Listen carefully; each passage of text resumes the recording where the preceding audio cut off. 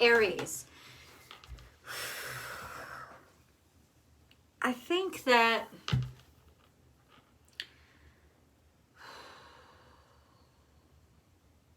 the shifts that are happening are cleansing, but that don't make them easy. I just feel so much tension and stress.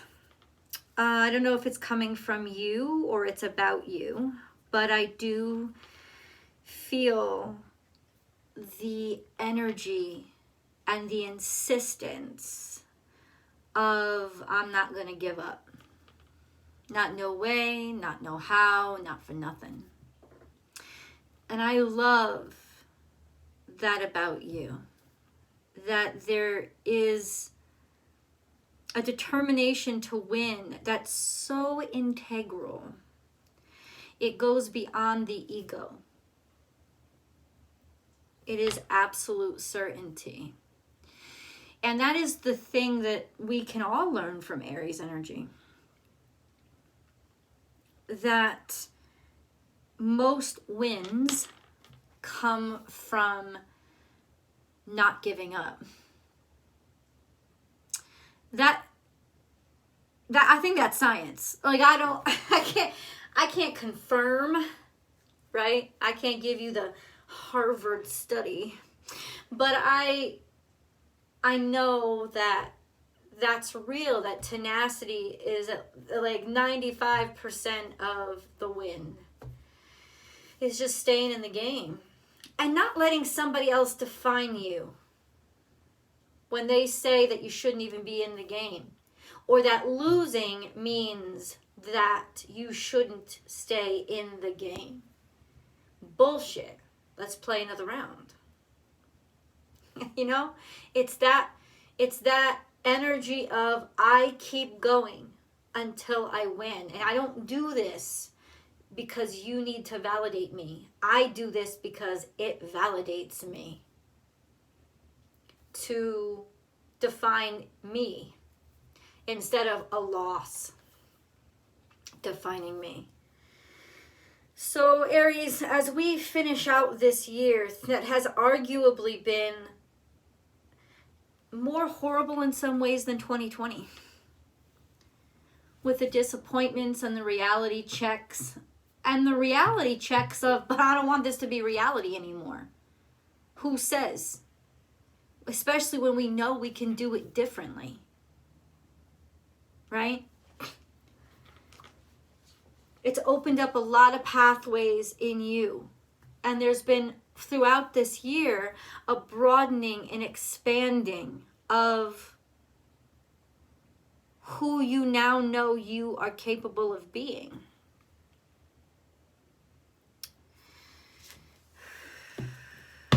Maybe in some cases, you're not even defined by winning as much as you are defined by not letting somebody else decide when you've lost. Time for a deep dive. So this is your opposite energy, Libra. The house of partnership, love, romance. But what it's saying to me is, because Venus is in retrograde until June 29th,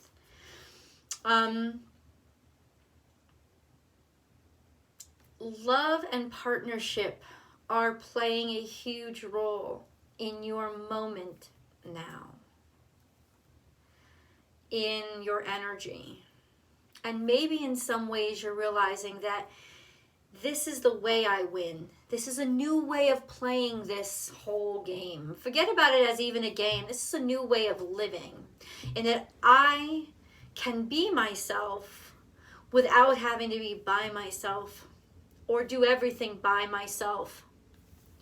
That I'm not losing by delegating or, oh my God, depending on somebody else. And I don't mean being like codependent or depending in like a bad way. I mean like trust somebody else to get some shit done without all the weight falling on you. this expansion of who I am by how much I trust others and how much I'm okay with others being exactly who they are around me without feeling in constant competition with them, because I have a better chance of winning if those motherfuckers are on my side. Fighting for the same things I'm fighting for. There's more ways to win.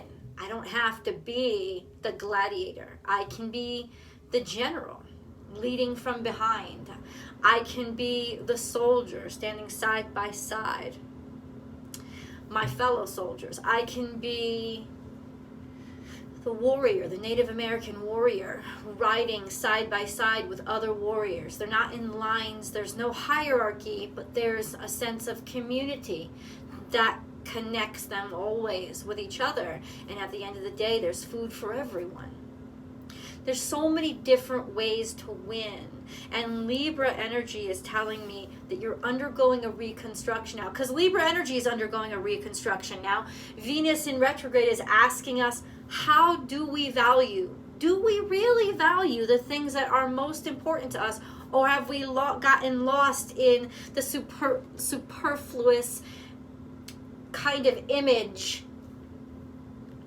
of what is supposed to be important to us? Like, yo, we all love money. That's for real, right?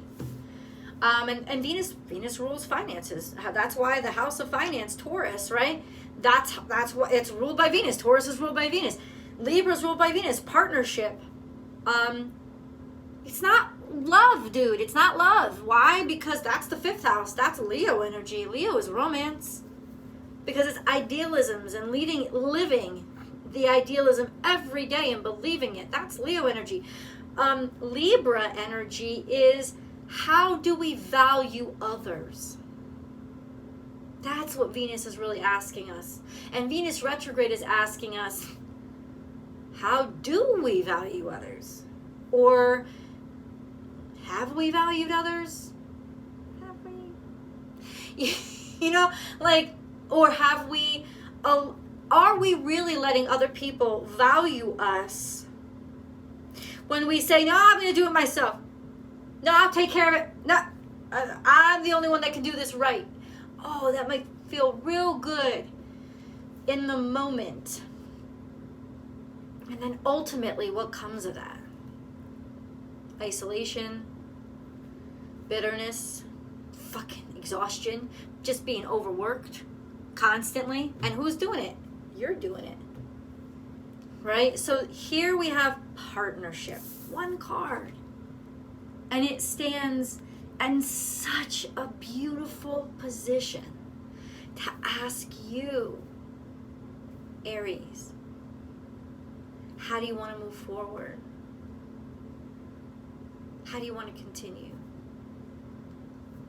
You want to win? Or do you just want to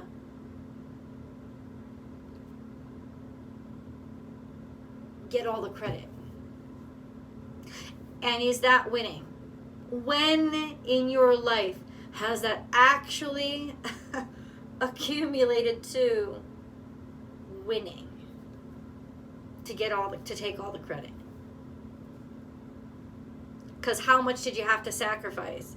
How many nights did you have to go home late and not see your spouse? Or how many relationships did you sacrifice because you were too busy obsessing over, but I want all the attention and credit going to me?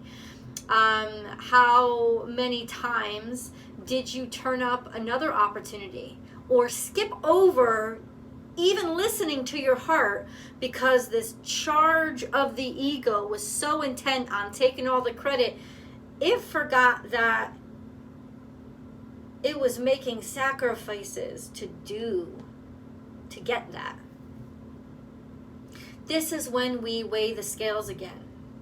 And you kind of do a personal audit of how have I valued things, and what are those things that I've placed value on, and are they valuable? Really? This whole year for you has been an opening of that truth, of seeing what was right in front of you, but we can't always see what's right in front of us. That's true, isn't it?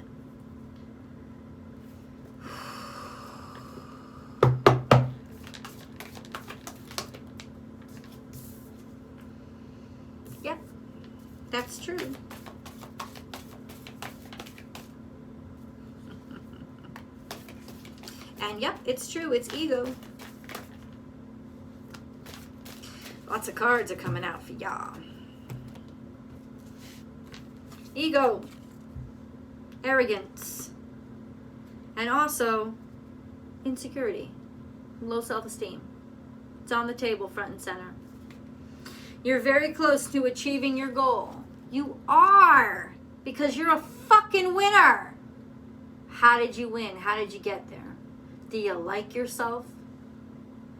Do you even have your sense of self anymore? Or have you kind of just lost it? Are you in the presence of somebody who it seems that winning was more important than basically anything else, because they weren't even willing to see it from your perspective or your point of view or your side of things, right? Nope. This and that aren't true. Only one thing can be true. How limiting and how much of the world do you miss when you only see through blinders?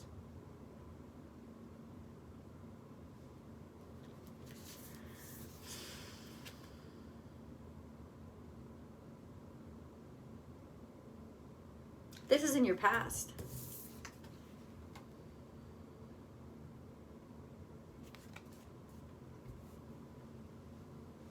Perhaps that's why there was this alter ego built.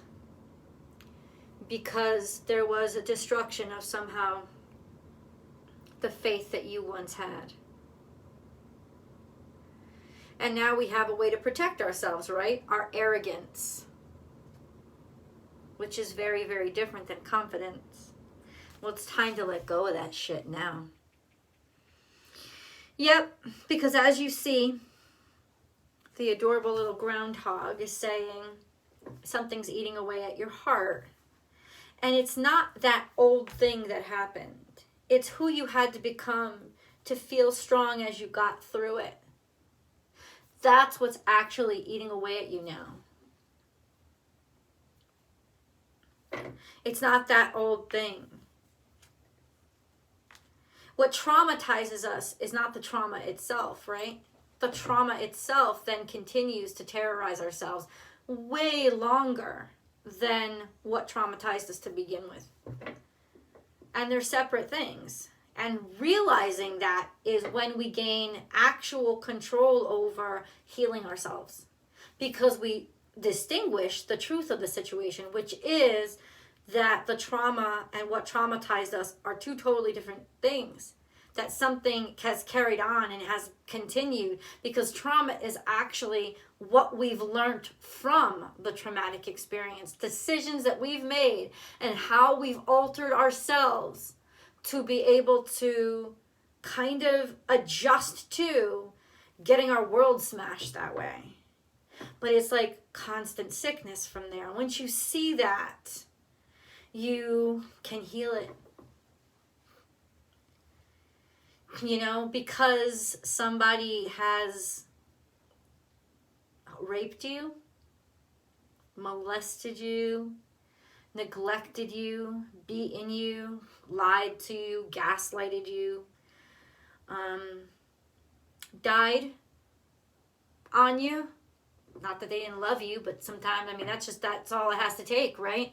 Somebody just leaving all of a sudden, you know, in even ways that they didn't mean to hurt you, right? But it hurt. And so we make decisions in that moment that is actually the trauma. And what's important is that we realize that, in realizing that, is that when we start to realize, oh my God, I've sustained this trauma. I've continued to hurt myself over and over again. Yeah.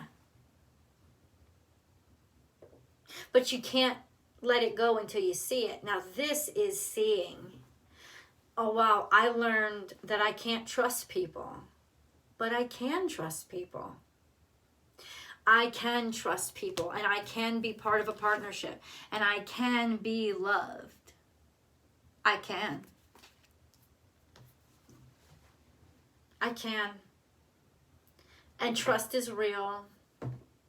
And people who love me are real. and I'm not always going to get left behind, and I'm not always going to get abused, and I'm not always like, you know, all men aren't evil, all women aren't manipulators. Like, it's not true. And suddenly there's all these different possibilities. When you break through and you realize that there's all these, and I'm not saying it's an easy process, but according to the cards, this is an actual process that you've actually, you're starting to see, you're on the other side of now. You're starting to see. And this is where you're expanding and broadening. You're actually looking to let something in your life and trust a little bit more than you used to. You're not as sturdy as you'd like to be because, you know, you like to be the sturdiest one in the room. But you're also learning to accept the fact that your strength doesn't just come from being sturdy and being strong, right? Strength comes from being brave, and bravery isn't just something that we do in a fight. It's taking the next step after the next step after the next step. And it's like quiet courage that's happening to you right now, that's going on. I'm curious about these other cards. Brief interruption, y'all. Between the 28th and the 29th, so yeah, definitely now. Jupiter goes into Pisces. What does that got to do with me? I'm an Aries. It's got to do everything with you. Okay? Because it's got to do with us all. We've had a horrible 2 years. And I know that everything wasn't horrible, but we've had a horrible 2 years. Pisces going into Neptune. Jupiter going into Pisces. And I think Neptune is still there. Oh my God. That's going to heal us some trauma. Because it's going to reconnect us to God. And the quickest way to healing trauma is that connection we never have to doubt. And that's available for all of us this coming year. Truth transcends illusion. That's right. And it's not all about, oh, he said, she said, oh, she talking shit. No. The truth here is the truth. The truth is I can trust. The truth is I can be loved. The truth is I can be brave without being strong. The truth is I can be vulnerable and be brave and strong because I'm vulnerable. That's the truth. That's the truth. And the illusion is being broken. The illusion of the trauma, the upset, the whatever. Oh, we both can't be right, or it's only one way, or that's so beautiful. This breakthrough. Magic works through you. You are going to be pivotal in sharing what you've learned, what you know, in guiding through leadership. This is Cancerian energy, Aquarius energy, essentially on board with Libra energy that says it's not about me, it's about we. You could be starting a family after thinking, I never want a family. You could be getting into a relationship after thinking, I'm not even thinking of a relationship. You could be realizing, I take too much control over this team. I gotta divvy up this work a little bit better, because you know what? Even if that team is your husband or wife or your children, because when you trust somebody, it is the most profound demonstration of love. And that is how we let people know we love them. And when you can trust again, you know that you're really back to your full self again. That you've won. Because you haven't let this defeat you. Learn from the past. And what can we learn from that past?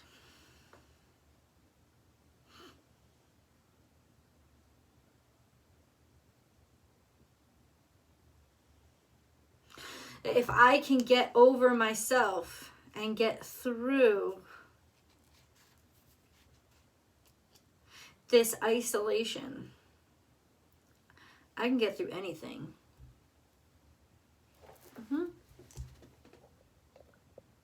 Let's go to tarot. Link is below. See you guys over there.